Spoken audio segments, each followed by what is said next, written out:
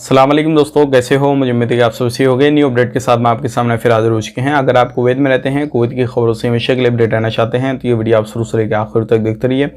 इस वीडियो के अंदर मैं आपको कुछ इंपॉर्टेंट जानकारी देने वाला हूँ। अगर आप कुवैत के अंदर रहते हैं, सोशल मीडिया अकाउंट यूज़ करते हैं या फिर किसी भी तरीके से कहीं पर भी रहते हैं, बहुत सारे लोगों को डिपोर्ट किया गया है। लगभग 1400 से ज़्यादा लोगों को डिपोर्ट किया गया है और भी कुछ बड़ी खबर आ रही है जो कि मैं आपको देने वाला हूँ। सभी हैं अच्छी बुरी, जो कि आपके लिए काफ़ी ज़्यादा काम आने वाली है। बिना देरी के वीडियो शुरू करते हैं, लेकिन उससे पहले मैं आपको बताना चाहूँगा, चैनल आप हमारा पहली बार देख रहे हैं, चैनल को ज़रूर सब्सक्राइब करें और साथ ही साथ बेल आइकन ज़रूर प्रेस कर दें ताकि हमेशा आपको इसी तरीके से कुवैत के बारे में जानकारी टाइम टू टाइम मिलती रहे और आप हमेशा हमारे साथ में जुड़े रहें। तो सबसे पहले मैं आपको यहाँ पर बताना चाहूँगा जो बड़ी खबर आ रही है, सोशल मीडिया अकाउंट कोई भी हो आप यूज़ करते हैं, जाहिर सी बात है फेसबुक, यूट्यूब वगैरह ये सारी चीज़ें आप यूज़ करते होंगे। किसी भी आप वीडियो क्रिएटर भी होंगे, मतलब छोटी सी वीडियो बनाई डाल दी, सारा कुछ क्या है, ये पोस्ट वगैरह भी आप जैसे फेसबुक वगैरह पे अपनी पर्सनली पोस्ट जो है वो डालते हैं, इंस्टाग्राम वगैरह पे।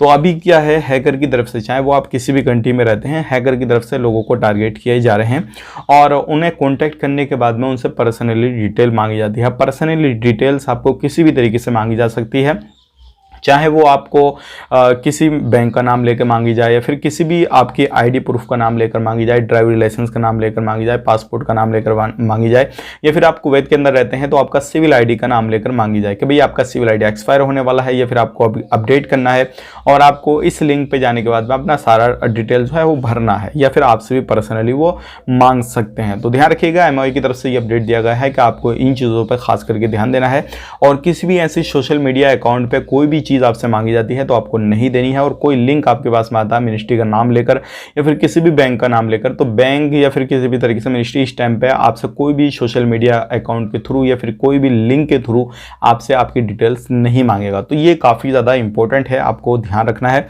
और ये इंडिया भी, पाकिस्तान भी, यानी कि जहाँ पर भी आप रहते हैं हर जगह पर इन चीज़ों का आपको खास करके ख्याल रखना है। अब बात कर लेते हैं यहाँ पे अगली खबर की तरफ। जो अगली खबर आ रही है निकल के, जैसे कि आपको मालूम है इस टाइम पे जो है चेकिंग निरीक्षण वगैरह काफ़ी ज़्यादा चल रहा है। फिलीपीन के तकरीबन 1400 से ज़्यादा लोगों को डिपोर्ट किया गया है और पर्सनली इनको बहुत सारे लोग हमसे पूछते हैं, मैसेज डालते हैं, पर्सनली बोलते हैं कि भाई कितने दिन में हमें डिपोर्ट कर दिया जाएगा, कितने दिन में पकड़ने के बाद में। तो देखिए हर बंदे का अलग अलग हिसाब किताब रहता है। अब ये फिलीपीन के हैं, 1400 लोगों को डिपोर्ट कर दिया गया है, उनके देश भेज दिया गया है।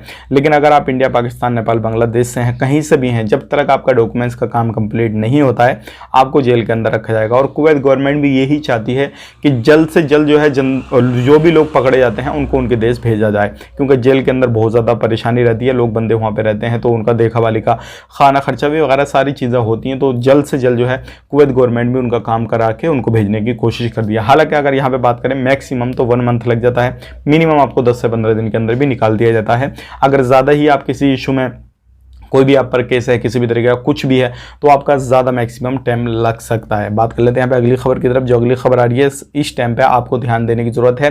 अब जो है 14 अगस्त के बाद में जो है काफ़ी ज़्यादा ध्यान रखा जाएगा, सभी जगहों पे काफ़ी ज़्यादा आप पे नज़रें बनाए रखेगी गवर्नमेंट। जो भी निरीक्षण करने वाली टीमें हैं, चाहे आप दुकान पर काम करते हैं, कंपनी में काम करते हैं, कहीं पर भी काम करते हैं, तो ये सारी चीज़ें अभी भी काफ़ी ज़्यादा चेकिंग हो रहे हैं।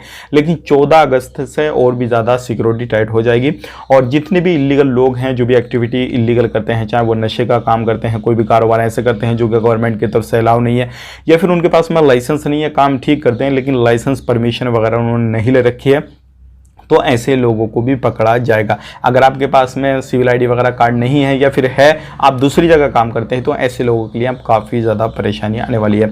अब बढ़ते हैं अगली खबर की तरफ। जो अगली खबर आ रही है निकल के, एक डॉक्टर को पकड़ा गया जिसके पास में 2 नर्सेज भी काम करती थी और डॉक्टर के पास में किसी भी तरीके का कोई लाइसेंस वगैरह नहीं था, कोई डिग्री नहीं थी और नर्सेज जो थी वो खादम की वीज़ा पे काम करती थी और वहाँ से फिर वहाँ पर वो काम करती थी, मतलब वहाँ से छोड़ दिया और वहाँ पर जाके काम करने लगी। तो मतलब तीनों लोग इलीगल थे, क्लिनिक वगैरह चलाते थे, हालांकि काम तो सेवा का कर रहे थे, लोगों की सेवा कर रहे थे, सारा कुछ था, फायदा होता था, लेकिन लाइसेंस इनके पास में नहीं था। तो गवर्नमेंट कोई भी हो, कहीं की भी हो, ऐसा परमिशन आपको नहीं देगी। अगर आप कोई भी जेन्युइन तरीके से काम करना चाहते हैं तो प्रॉपर जो भी रूल रेगुलेशन होते हैं, जो भी स्टेप बाय स्टेप जो पूरा प्रोसेस होता है उसको आपको फॉलो करना रहेगा, उसके बाद में आप काम करेंगे। अगर आप भी कहीं पर भी काम करना चाहते हैं, कुछ भी करना चाहते हैं, तो ये चीज़ आपको ध्यान में देनी है। अगर आप कोई भी ट्रांसफ़र वीज़ा ले रहे हैं, कुछ भी कर रहे हैं, आप भाग के काम करना चाहते हैं, तो ऐसी जगह करें जो जेन्युइन हो और आपको थोड़ा खतरा कम हो। बात कर लेते हैं यहाँ पे अगली खबर की तरफ। जो अगली खबर आ रही निकल के, MOI साइबर क्राइम की तरफ से बड़ा अपडेट दिया गया है। और ये आपको ध्यान देने की ज़रूरत काफ़ी ज़्यादा है। आज के दौर में आपने देखा होगा कोई भी बंदा बिना परमिशन के किसी की भी आईडी से फ़ोटो निकाला और उसको गलत यूज़ करता है और कहीं पे भेजना, कहीं पे वायरल करना, ये करना वो करना, या किसी का धोखे से वीडियो बना लिया उसको वायरल करना। तो साइबर क्राइम सिक्योरिटी की तरफ से बताया गया है अगर कोई भी बंदा इस तरीके से करता हुआ पकड़ा गया और इस समय जो है कुवैत गवर्नमेंट जो है और जो है सिक्योरिटी काफ़ी ज़्यादा ध्यान रख रही है, सोशल मीडिया पर अकाउंट पर काफ़ी ज़्यादा ध्यान रखे हुए है। अगर कोई भी बंदा इस तरीके से सोशल मीडिया पे किसी की फोटो के साथ में छेड़छाड़ करके उसको वायरल कर रहा है या फिर बिना परमिशन के उसने वो चीज़ को यूज़ किया हुआ है, पर्सनली उसकी प्रॉपर्टी को यूज़ किया है, कुछ भी किया है, अगर उसने कंप्लेन कर दी तो उसके खिलाफ एक्शन लिया जाएगा।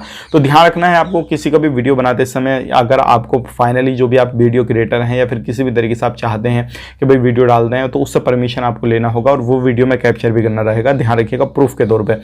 अगर आप बिना परमिशन के किसी चीज़ को शो कर रहे हैं, किसी चीज़ को दिखा रहे हैं, चाहे वो किसी का घर दिखा रहे हों या किसी गाड़ी वगैरह दुकान वगैरह दिखा रहे हों, बिना परमिशन के दिखाएंगे आपको परेशानी आ जाएगी। और ख़ास करके इस टाइम पे काफ़ी ज़्यादा ये चीज़ें चल रही हैं। तो बिना परमिशन के आपको कुछ नहीं करना है, पहले सबसे पहले आपको परमिशन लेनी है, उसके बाद में ही आपका आगे का प्रोसेस करना है। अदरवाइज इस घटना में भी आपको डिपोर्ट किया जा सकता है और आप पर काफ़ी बड़ा जुर्माना भी लग सकता है। इन चीज़ों का खास करके आपको ध्यान देना है। बात कर लेते हैं अगली खबर की तरफ। जो अगली खबर आ रही है निकल के, ये भी काफ़ी बड़ी है और ये बहुत सारे लोग गलतियां करते हैं। वो क्या गलतियां करते हैं मैं आपको बताना चाहूँगा। जो वीज़ा निकलवाते हैं और वीज़ा निकलवाने के बाद में उसको वेरीफाई नहीं करते हैं वीज़ा कैसा है कैसा नहीं है, और उनके साथ में काफ़ी ज़्यादा धोखा हो जाता है। तो ऐसे लोग भी हमारे साथ में जो है मैसेज डालते हैं, पूछते हैं भाई वीज़ा कैसे चेक करें, क्या करें।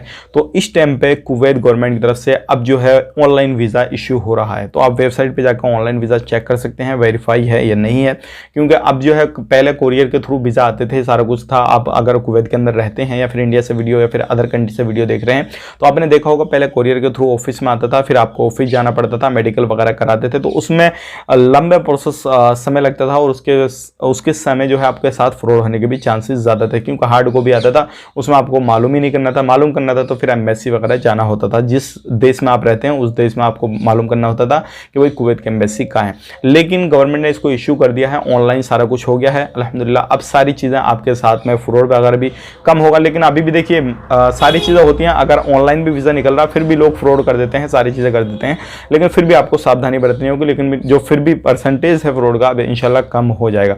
तो ये थी आज की कुछ जानकारी जो कि मैंने आपको शेयर कर दी। वीडियो अच्छा लगा वीडियो को लाइक कर दें, और अगर आपके माइंड में कोई भी सवाल जवाब किसी भी तरीके का चल रहा हो, फ्लाइट को लेकर, वीज़ा को लेकर, या फिर आपको वीज़ा ट्रांसफ़र को लेकर, या किसी भी तरीके से आप काम को लेकर, या कैसा भी कोई भी माइंड में सवाल जवाब चल रहा हो, तो कमेंट बॉक्स में ज़रूर लिखना ना भूलें। मैं भी आपको जवाब देने की कोशिश करूँगा। और भाई बंधु, बहुत सारे लोग हमारे भाई बंधु जो है एक दूसरे को वहाँ पर सपोर्ट करते हैं, जवाब देते हैं, तो उनका मैं तहे दिल से शुक्र अदा करूँगा कि आप इसी तरीके से एक दूसरे को सपोर्ट करते रहिएगा और मदद करते रहिए। वीडियो अच्छा लगा लाइक कर दें, शेयर कर दें, जितना हो सके शेयर करें। आप अपना ख्याल रखें, अपनी फैमिली वालों का ख्याल रखें। Take care, bye bye.